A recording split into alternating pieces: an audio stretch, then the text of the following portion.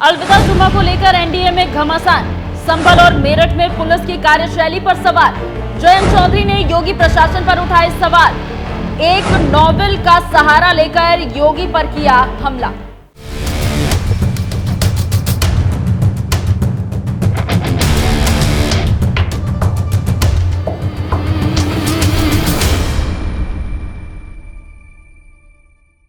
नमस्कार, news express देख रहे हैं आप। आपके साथ मैं हूं खुशबू राय। कई थिंकरों और सीनियर लीडर यदाकदा एक बात बड़े जोर शोर से कहते हैं कि राजनीति में शॉर्टकट नहीं है, लेकिन अब कहा जा रहा है कि राजनीति में नेता शॉर्टकट के साथ आगे बढ़ रहे हैं। गलत बयानबाजी करके बड़े नेता बन जा रहे हैं। पहले नेता जमीन पर मेहनत करके आते थे और अपने कर्मों से महान बनते थे, लेकिन आजकल के नेता महान बनने के लिए दो समुदाय में झगड़ा कराते हैं, फिर बड़ा नेता बन जाते हैं। इसके साथ ही साथ सत्ता पाने के बाद भी अपनी कुर्सी बचाने के लिए लगातार वैमनस्य फैलाने का और समाज में खाई पैदा करने की बात करते रहते हैं। आप संभल विवाद को उसी नजरिए से देखिए और सोचिए किस तरह से सत्ता काम कर रहा है और किस तरह से एक समुदाय को प्रताड़ित किया जा रहा है और सीधे तौर पर समुदाय विशेष को निशाना बनाया जा रहा है। पहले होली से हम शुरू करते हैं। होली संभल में बड़े धूमधाम से मनाई गई, लेकिन होली को लेकर जिस तरह से पुलिस ने बयान दिया और जिस तरह से योगी ने इस मसले पर अपना बयान दिया, वो काफी दुर्भाग्यपूर्ण था। अब ईद और अलविदा जुमा आ चुका है, ऐसे में संभल पुलिस एक बार फिर चर्चा में आ गई है। संभल ही क्यों, मेरठ पुलिस भी चर्चा बटोर रही है और इसी को लेकर जयंत चौधरी ने एक नोवेल को लेकर योगी आदित्यनाथ और मेरठ पुलिस पर हमला बोला है। खबरों की माने तो राष्ट्रीय लोक दल के प्रमुख जयंत चौधरी उस वक्त मेरठ पुलिस पर भड़क गए जब वहां के एडीजी डी.के. ठाकुर ने सड़क पर नमाज पढ़ने वालों को चेतावनी दे दी, जो कोई भी सड़क पर नमाज पढ़ेगा उसके खिलाफ पुलिस एफआईआर दर्ज करेगी और साथ ही उनके पासपोर्ट को निरस्त कर दिया जाएगा। इसी को लेकर जयंत चौधरी ने एक्स पर एक उपन्यास का जिक्र करते हुए मेरठ पुलिस के इस आदेश का विरोध जताया।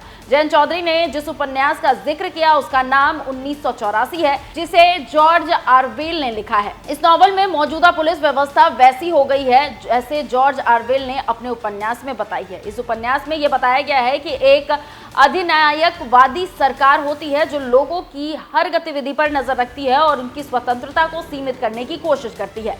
बता दें कि मेरठ में काफी सालों से सड़क पर ईद की नमाज पढ़ी जा रही है।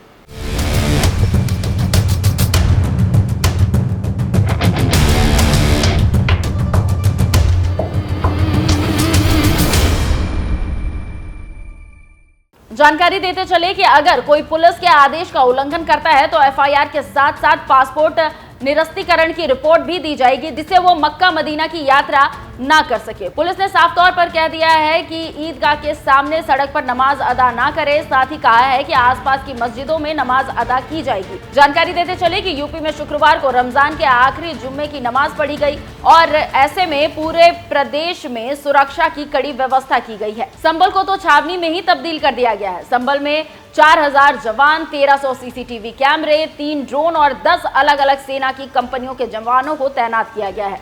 साथ ही संभल को अलग अलग 16 सेक्टर में बांट दिया गया है और इसको लेकर देश भर में राजनीति तेज हो गई है। लेकिन विश्लेषकों की जयंत चौधरी को लेकर एक और राय है, जिसमें कहा जा रहा है कि सेक्युलर वोट के लिए जयंत को इंडिया के साथ ही राजनीति करनी चाहिए थी, लेकिन सत्ता और रुतबे के लिए जयंत गिर गए और अब अपना अस्तित्व ही बचाने में समय बीत रहा है। मतलब यह है कि या तो मुसलमानों के खिलाफ बोलकर बीजेपी का आशीर्वाद हासिल करो या फिर बीजेपी का विरोध कर फिर से इंडिया ब्लॉक में चले जाओ।